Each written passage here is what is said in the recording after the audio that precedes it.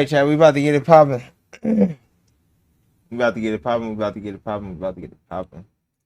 Yes, sir. Yes, sir. Yes, sir, Chad. All right. I ain't did this shit in a minute, man. So, I found something we can watch, bro. Until then. We can go ahead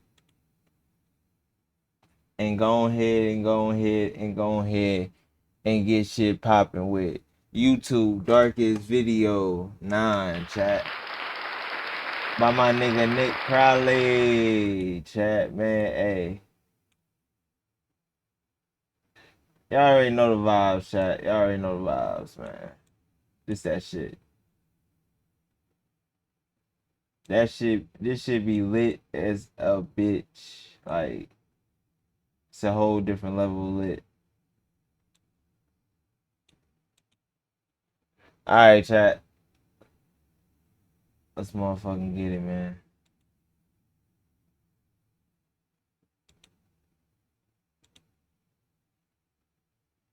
Yes, sir. Let's motherfucking get it, chat. Let's motherfucking get it.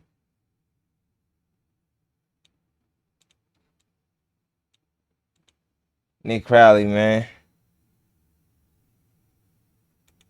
The following video is sponsored by SimpliSafe. There's no safe like SimpliSafe. Oh shit.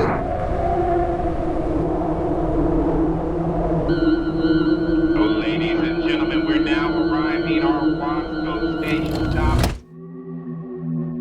On the morning of March 22nd, 2024, the Kern County Sheriff's Office was flooded with calls about an incident that had taken place near the Wasco Amtrak station in Wasco, California. The incident involved a pedestrian who was reportedly walking dangerously close to an active train track before being struck by an oncoming locomotive, a situation that authorities knew was likely unsurvivable. Police arrived at the scene shortly after 8 a.m. and were met with the bloody aftermath of the accident, as they found 48-year-old Horacio Ayala Penoza deceased on the tracks, with the force of the impact being so strong that his body was torn apart and scattered all throughout the area. At first, it was believed to have been a clear-cut suicide, but after interviewing some of the witnesses, police learned that the man had never stepped in front of the train, and rather, he had actually been sucked underneath as a result of walking too closely, painting a clearer picture that this was all a tragic accident.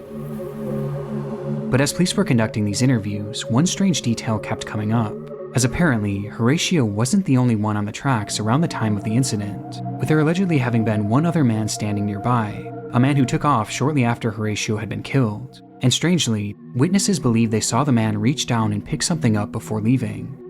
For the officers on the scene, finding this man became the next obvious order of business, but by this point, he had already found himself a few blocks away, where he was spotted by a group of construction workers. The group watched as the man walked towards them, appearing to hold some sort of large item in one of his hands, the same item that had been taken from the train tracks. And the closer he got, the clearer it became what exactly this thing was. It was a human leg. What the fuck?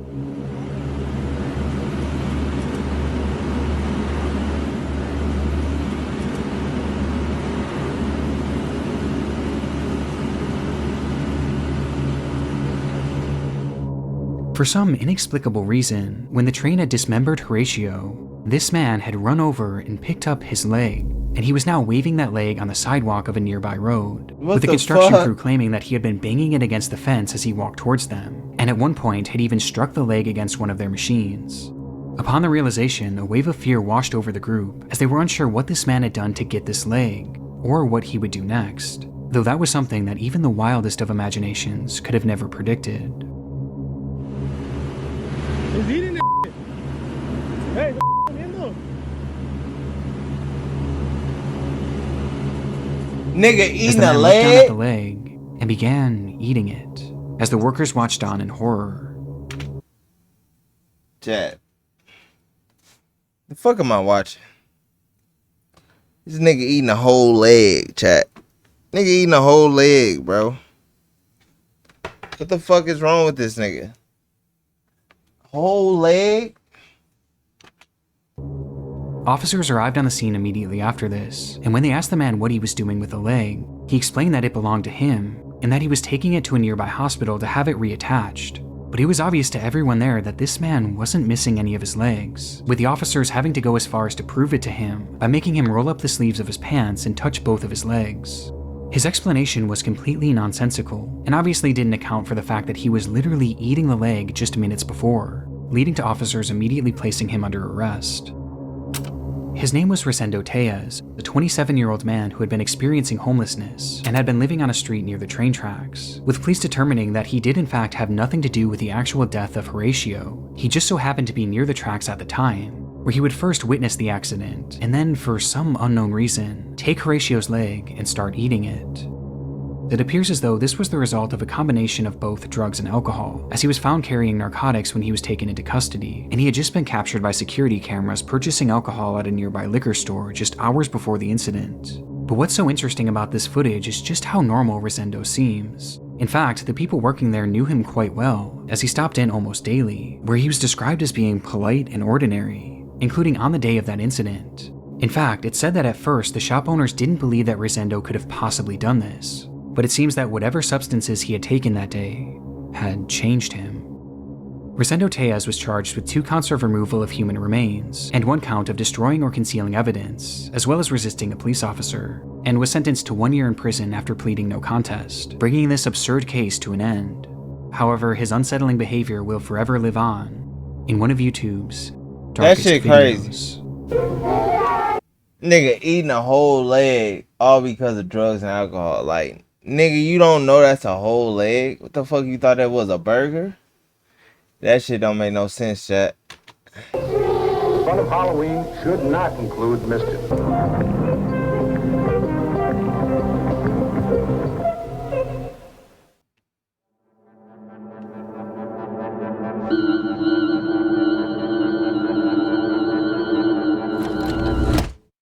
It was just past 10 p.m. Safely tucked away in her second-story apartment, 20-year-old Hannah Vivaretti set up her phone to record a video of herself dancing. For her, this was a meditative practice, a way of unwinding after a long, stressful day, and to truly feel at peace. But that day, fate had other plans.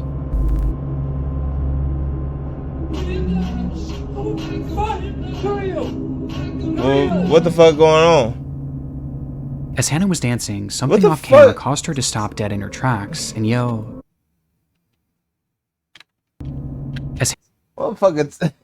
Motherfucker moving like a zombie. I thought something was happening to her.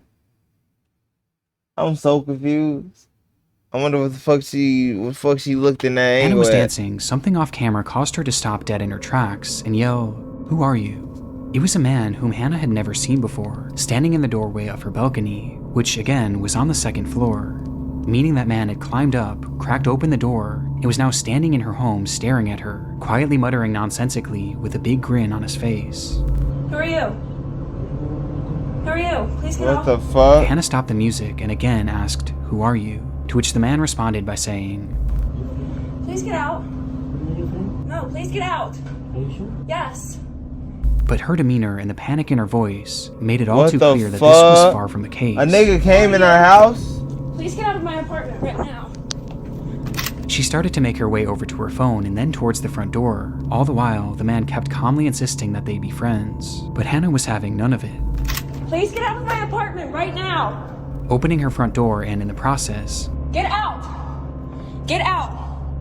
pointing the camera directly What at the the intruder, giving us our fuck? first and only glimpse of the man, as he's standing still in the balcony doorway. And with her front door now open, she yelled at him to get out, loud enough for the neighbors to hear. Get out. That shit crazy, chat. Which finally caused the man to The retreat. fuck? As it turns out, Hannah did actually know who this man was, at least vaguely, as he lived in the same apartment complex, but he never actually spoke to her. He would always just stare and smile, making it apparent that he had some sort of sick interest in her. As for why he entered her home that night, it's fairly obvious that his intentions were incredibly sinister, with Hannah recalling that during the entire experience, his hands never left his hoodie pocket, making her wonder if he was holding onto some sort of weapon that he may have been That weird ass nigga was holding baby oil. planning to use on her. But thankfully, because of her swift reaction, we'll never truly know what he had planned that night. That shit wild. Days after the incident, police would arrest 36-year-old Angel Moses Rodriguez Gomez and charge him with stalking, second-degree assault, third and fourth-degree burglary, and malicious destruction of property. But surprisingly, shortly after his arrest, they allowed him to walk free on bail. And given that he lived in the same apartment complex as Hannah and clearly knew where she lived, this decision was incredibly controversial, with Hannah herself stating in an interview that, "I just don't think it's fair that he's walking freely right now, and I have to watch my back at every angle." Thankfully, the court's decision would not lead to any further escalations in the case, and today Angel no longer lives in the country, but the footage is incredibly chilling nonetheless, What the and it sent me down a fuck? rabbit hole of home invasion videos late the other night. And here on YouTube, I came across countless unsettling examples. One such example comes from Saratov, Russia, and shows a woman moments after being awoken by the sound of knocking as she lay in bed in her apartment. It was around 4:30 a.m., which was already unusual enough, but things became downright horrifying for her when she realized that the knocking wasn't coming from the door, it was coming from the window.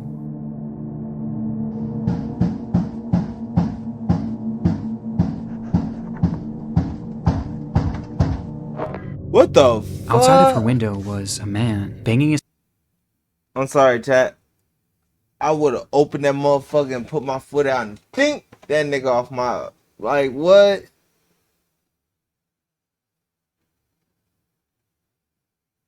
Is that nigga high up? It looks head like against he the high glass up. over and over again. And equally as disturbing, this woman's unit wasn't on the first floor. She was 2 stories up, and she didn't have a balcony. What Across the street, a fuck? neighbor filmed the incident as it happened, showing us that the man was standing on one of the building's gas Yeah, I would've- pipes while he continued to Perfect time to kick his ass off. Chat. I would have kicked his ass off like Spartan kick. Nigga, this is Sparta. Nigga, you flying off that motherfucker. Fucking banging your head on my window, nigga. Fuck you think this is? What it, chat? I ain't gonna lie to you. I ain't seen no black people do no weird shit yet. I'm just saying. At the same time, if he would have been doing this shit to a black family, he would have most likely would have went inside that window and got his ass whooped in wherever spot he banging his head at. I'm just saying. strike the window. Eventually, these hits grew so forceful that the glass started to break, and his head began bleeding profusely, finally leading to the man stopping, but not in the pursuit of entering the home. What? That nigga ran off? Oh yeah, that nigga not right in the mind. У него пена изо рта. That nigga not right in the brain, chat. Слушай, это у дурачка пена изо рта, у него бешенство или чё? Ну, бля, попей мочи, иди отсюда уже. As he instead climbed to a different window where he attempted to peel it open with his fingers. But by this point, police had already arrived on the scene, and Bro, this eventually the nigga- man would be forced down and placed under arrest. When looking for an explanation as to why this man was doing this, it appears that he was under the influence of bath salts during the ordeal. But aside from this, I couldn't find any other information about the man's identity, or whatever became of him. But I was able to find that this clip doesn't tell the entire story, as the woman behind the camera actually spoke to a local reporter and provided additional context to the ordeal, which only made the story more terrifying. At first, he knocked with his hands. Then he began to peck at me at the window with his head for an hour and a half without stopping. After that, he started shouting my name to the whole yard. He was foaming at the mouth. His whole face was covered in blood, and he shouted that he wanted to talk to me, and he needed me. With the most terrifying part of the statement being that she had no idea who this man was, or how he could have even known her name. The idea of both of these intruder videos featuring people whom the victims had never even spoken to. That nigga right there is possessed. That had to be something demonic, chat. What? She don't know this nigga, but he know her name and he say he need her. Man, that's a demon, man. This nigga playing with demons, man, and end up having one inside him. Possessed. Makes them especially unsettling, as it shows that you really never know who's watching and who might be obsessing over you. But incidents like this can be equally as chilling when the intruder is someone that you do know. Mohammed Amana was a 26-year-old man living in Orrefors, Sweden, and had been dating a woman named Maria. But after several run-ins with the law, Mohammed's lifestyle just became too much for her, and she eventually decided to end the relationship. This caused Mohammed to become enraged, an emotion that was only further heightened when he discovered that she was staying with a male friend of theirs. and on the 25th of May, he would show up at his doorstep and ask to speak to Maria. Inside, the male friend and Maria both refused to let him in and told him to leave, and for a moment he did, though only temporarily, as he would return minutes later, this time armed with a ladder. And noticing what he was trying to do, the homeowner began recording on his cell phone. En stege. Varför? Vad gör du, Mohammed? Kan man gå in? Vad gör du? The man behind the camera asks, "What are you doing? Are you going to fight me?" To which Mohammed said no, he just wanted to speak to Maria. Tror du kommer upp här? Nigga got a whole knife in his hands. Varför slå med mig? Nej, wallah. As he Cuz got said a this, his demeanor was unsettlingly like, what the fuck? Nigga, I'd get a stick and flip that ladder. Nigga pulling up there with a whole knife in his hand. Kan man gå in? Vad gör du? The man behind the camera asks, "What are you doing? Are you going You see this shit? It's right there. to fight Like, me?" To which Mohammed said, that nigga trying to conversate. I'm immediately nigga on go mode. Nigga, you about to die. This nigga trying to, what are you doing? Nigga, you letting this nigga get close to no, you. he just wanted to With no, and it seemed like this nigga ain't got no weapons, the cameraman. speak to Maria. Tror du kommer upp här? Tror du kommer upp här? Varför slå med mig? Nej, wallah. As he said this, his demeanor was unsettlingly calm as he continues making his way up the ladder. Ifrån? Mohammed, du kommer inte upp här.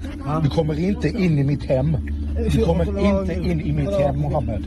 With his demeanor being so calm that the cameraman couldn't tell if Mohammed was a threat or not, though it wouldn't take long for him to get his answer. Du kommer inte in i mitt hem.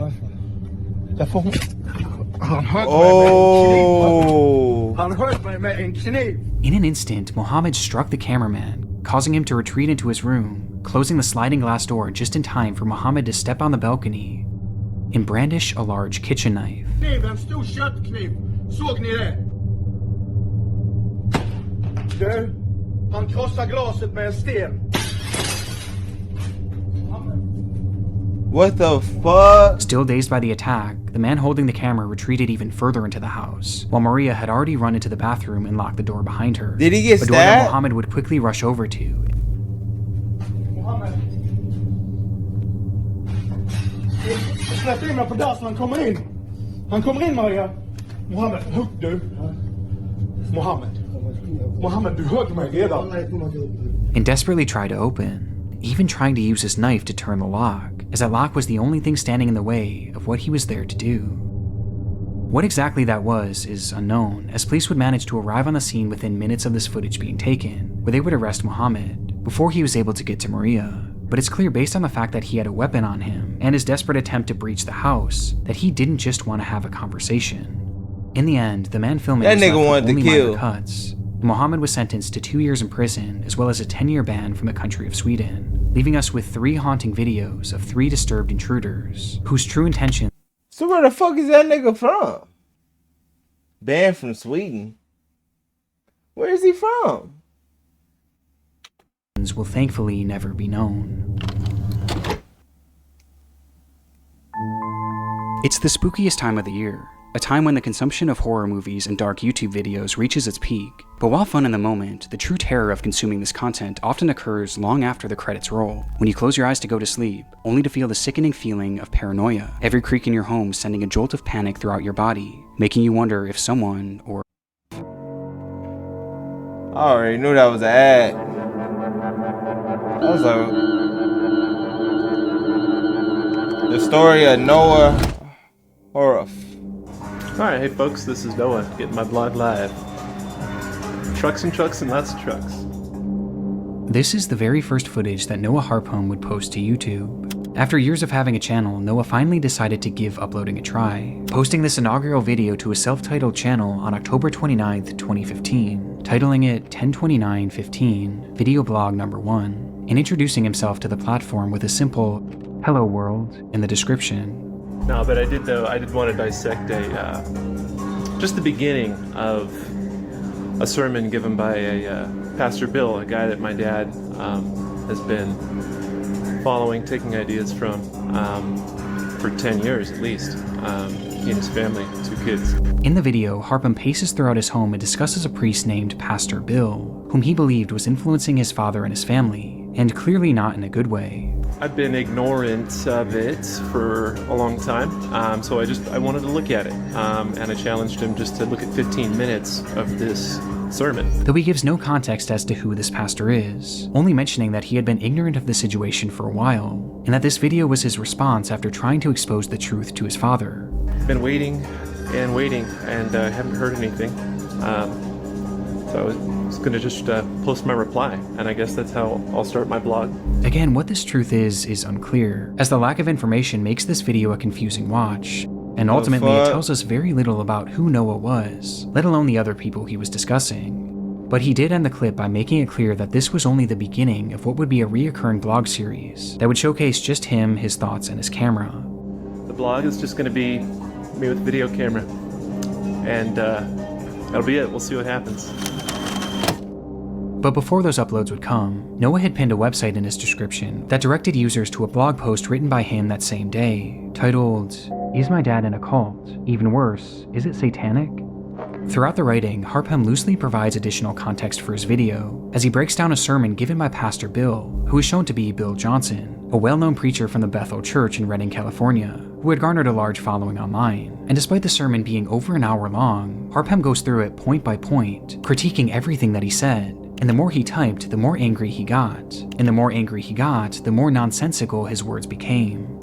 "I'm attempting to present a case that shows the leader of this prestigious institution, along with a select group of rulers, are using mind control techniques to poison and confuse legions of useful idiots that slave away to keep the institution humming along, and that this man, Pastor Bill Johnson, and his ruling caste are using mind control to keep people imbalanced and ignorant, in a state of perpetual waiting for the material." What I feel about that, chat? It is kind of wild what he's saying, because I'm like, mind control. Like, I understand if he basically, you know, saying manipulation, understandable. But mind control, hey man, nobody putting a gun up to them people's head and saying, go to this church. That's all I'm gonna say, chat. So I don't know about mind control. I'm just keeping it a bean. Material world to be defied, while they themselves are profiting immensely in this material world. The blog gives us a peek behind the curtain of the man shown in this video, a man who seems to be clearly mentally unwell, paranoid, and very angry, with the post making it clear that the purpose of Noah's content was to bring this pastor down, and video blog number 1 was supposed to be just the start.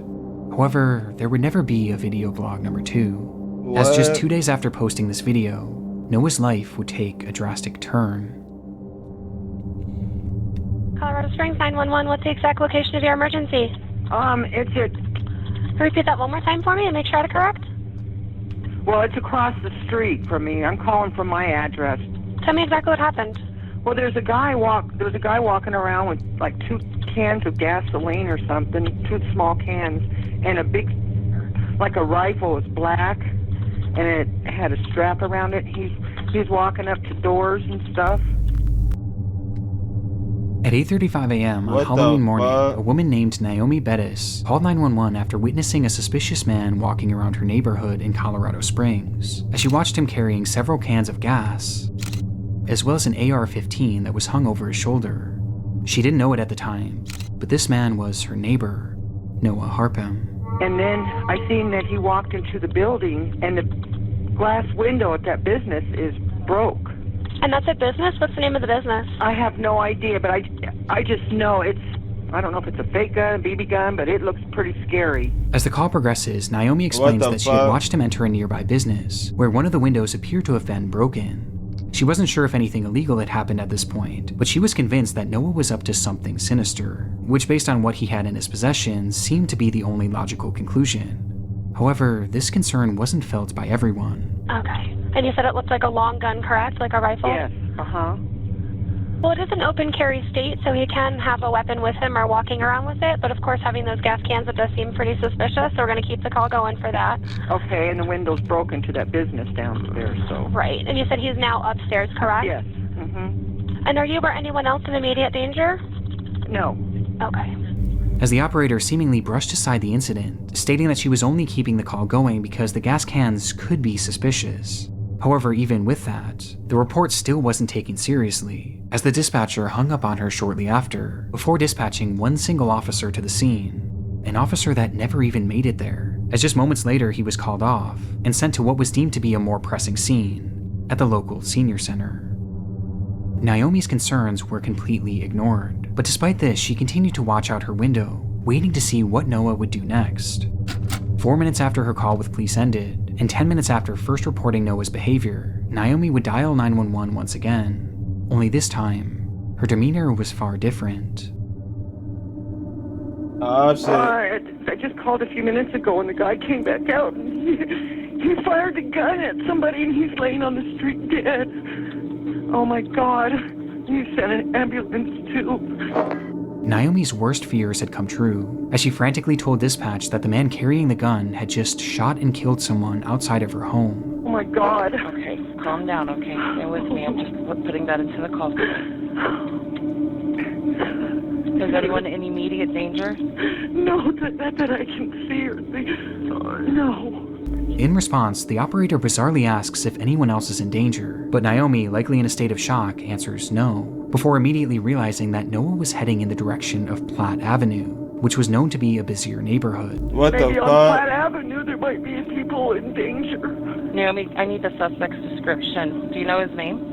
No, I don't. Okay, is he white, black, Hispanic, He's Asian? white, and he's got long curly hair coming out of his cap. She desperately tried to relay that more people were likely in harm's way, only to be immediately proven right just seconds later. I think, yeah, there's people outside that might be in danger up on Platt. Okay. Oh, I just heard another gun fire. Oh my God. When she hears more gunshots, prompting the operator to once again ask, Yeah, they need to call an ambulance or something right away. Okay. Is anyone in immediate danger? Only people up on Platt, maybe. All right, I am sending the paramedics to help you now. Stay on the line and I'll tell you exactly what to do next, okay? Okay. it was only then that the operator would tell Naomi that police and medical personnel were finally being dispatched to the scene, but by this point, it was far too late. In the moments after Naomi had... That's sad, bro. Hey, dispatch ain't shit. The fuck? Like, bitch ass nigga. She called up there early. You should have already sent somebody out. You gonna say something more important than the old people home? Bro, they literally going, they not even going 1 mile per hour. They literally going 0.1.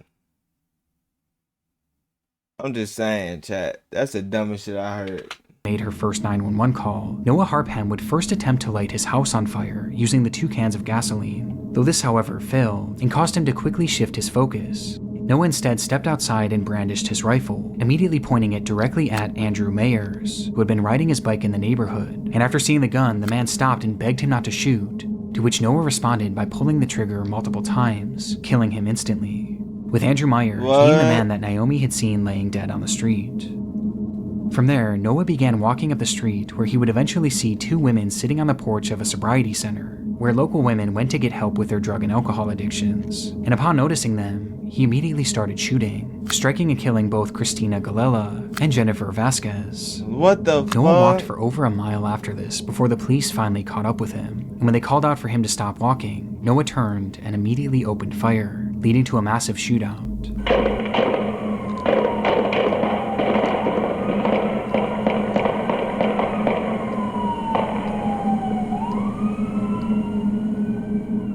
When the smoke cleared, the only one struck had been Noah, who was lying dead on the pavement, marking the end of his killing spree.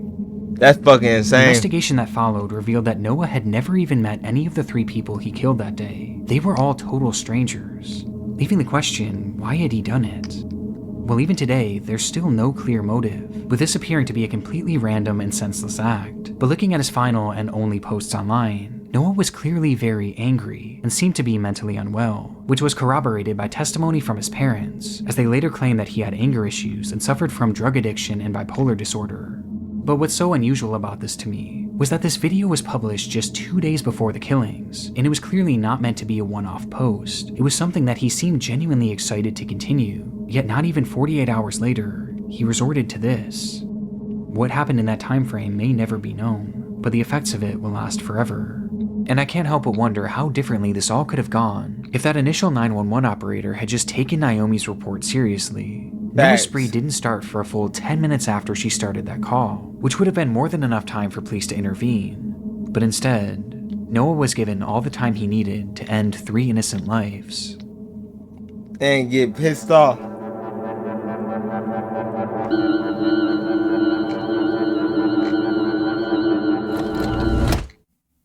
It wasn't an attraction for the faint of heart. Standing over 1,300 feet above the ground, the Deoghar Ropeway was built to take tourists up and down the Trikut mountain in Jharkhand, India.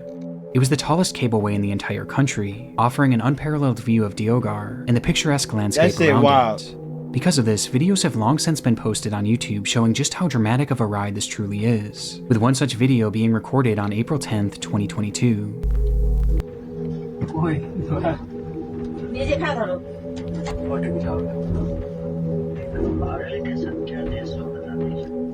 That day, a woman and her family had been filming their adventure to the Trikut mountain, and were now filming a first-person view of the descent back down.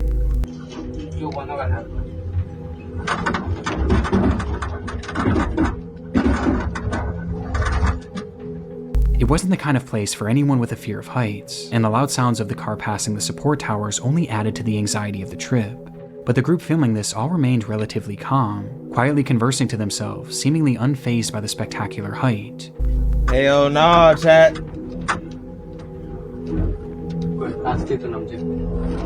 Even enjoying it. A feeling that wouldn't last.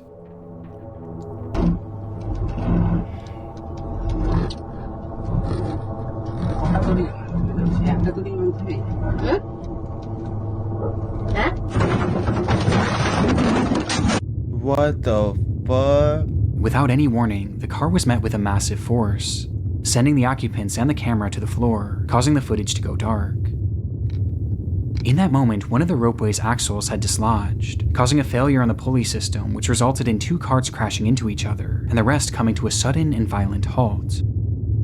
The impact was brutal, but somewhat surprisingly, the footage continued.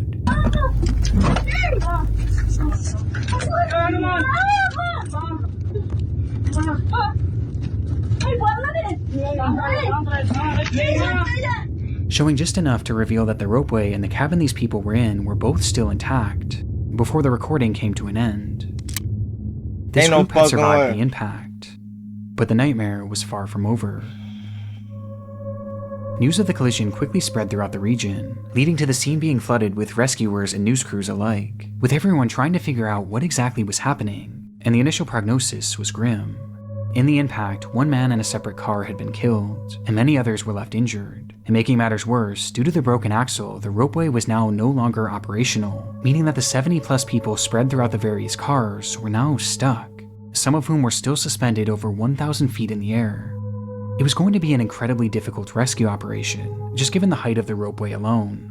And ultimately, it was determined that the Indian Air Force would utilize their special top-of-the-line helicopters to fly over the cars and lower down ropes with harnesses attached to them for survivors, who then would strap themselves in and be hoisted up to the helicopter above using an electronic winch. It took hours for them to even make their first attempt, before finally trying their approach on a middle-aged man, who slid on his rescue strap and was then slowly pulled up towards safety. What the fuck?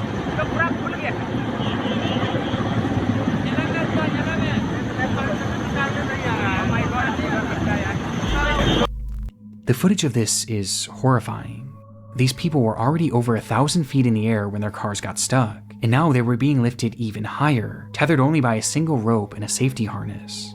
Worst of all, it was a particularly windy day, which was made worse by the swirling of the helicopter blades, a combination that caused the man to start swinging wildly from side to side as he hung onto the rope for dear life.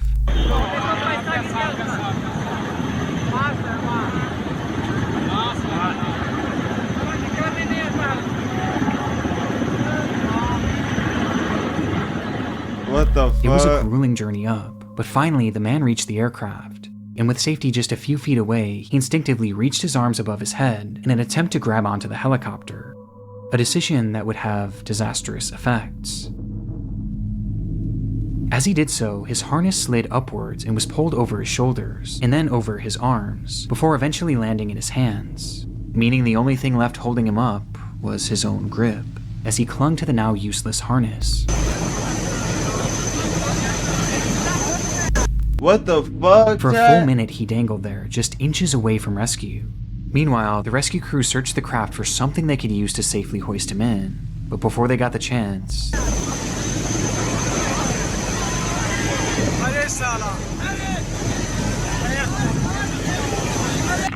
the man slipped out of his harness, momentarily catching himself on the side of the helicopter itself. But by this point, his strength was gone, and seconds later, his grip would fail for good.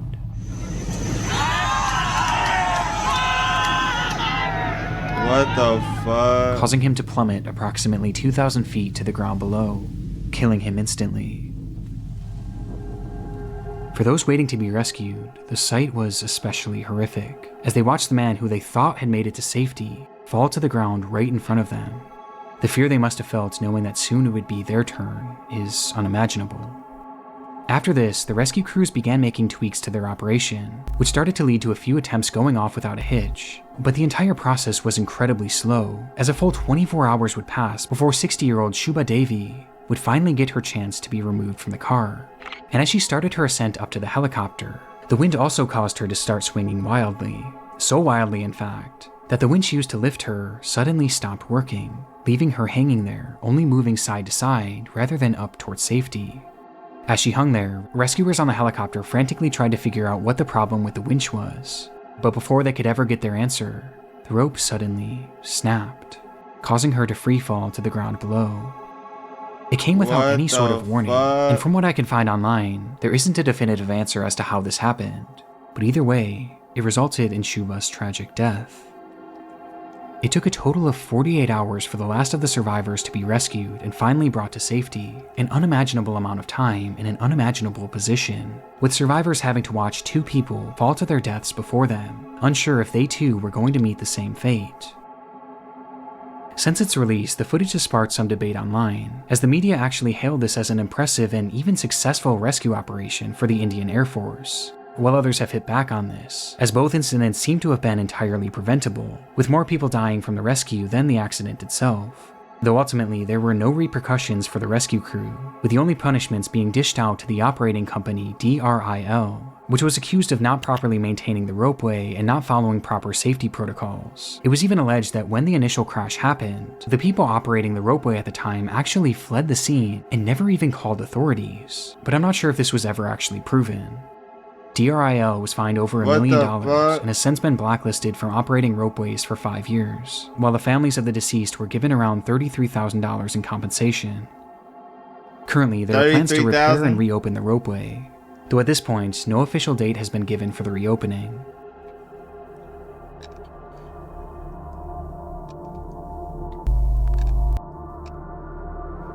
WSAT.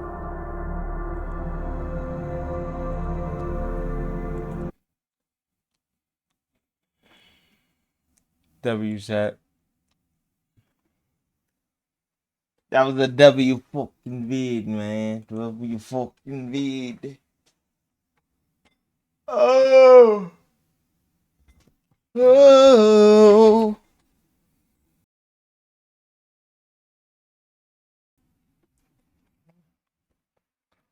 All right.